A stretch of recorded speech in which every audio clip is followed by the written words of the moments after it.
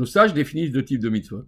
Celles qu'ils appellent Ben Adam Lamakom, et qui regroupent les devoirs que nous avons envers Hachem, tels que le Shabbat, les Tfilin, ou toute autre mitzvah d'ordre rituel. Et puis, il y a celles qui sont Ben Adam Lachavero, les commandements qui gèrent les rapports que nous avons avec autrui, comme l'homicide, le vol, l'amour du prochain, etc. Nous nous présentons devant Hachem le jour de Kippour, et nous implorons son pardon pour les écarts que nous nous sommes permis envers lui. En revanche, pour les erreurs et les fautes commises envers un prochain, il faudra s'adresser préalablement à la personne concernée pour obtenir son pardon.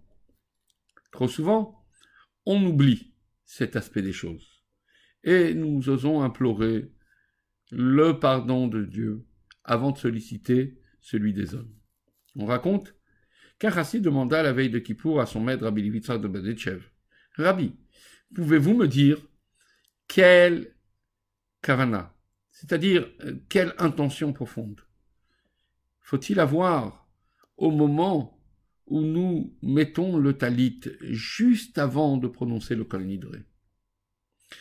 Pouvez-vous me donner, ô mon maître, matière à méditer en ce moment si particulier ?» Rabbi Yitzhak répondit: « Tu as raison, c'est un instant important que ce moment qui ouvre le saint jour de Kippour.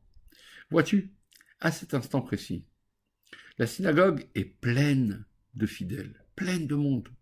Alors, veille seulement à ne pas frapper avec les tzitzit de ton talit, ton voisin, en mettant ce talit. Voilà ce à quoi il faut penser à ce moment précis. » Oui, une belle histoire, mais il existe une autre histoire qui illustre aussi l'attention que nous devons avoir pour notre prochain chaque jour, et encore plus le jour de Kippour.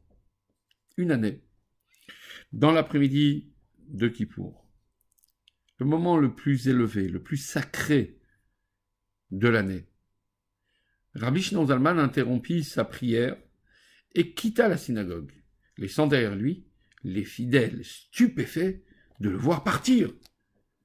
Le rabbi se dirigea vers la forêt. Là, il ramassa du bois sec, et il le porta dans une masure, une petite maison, qui était aux portes de la ville. Il frappa à la porte, et il entra. Une fois à l'intérieur, le rabbi alluma le feu en cette journée de Kippour et l'alimenta avec les branches qu'il avait apportées.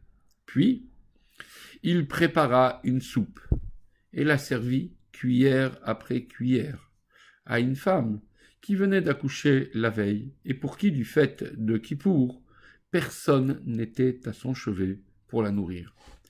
C'est seulement après ce geste, après cette attention, que le tzaddik put rejoindre sa communauté pour la fin de l'office.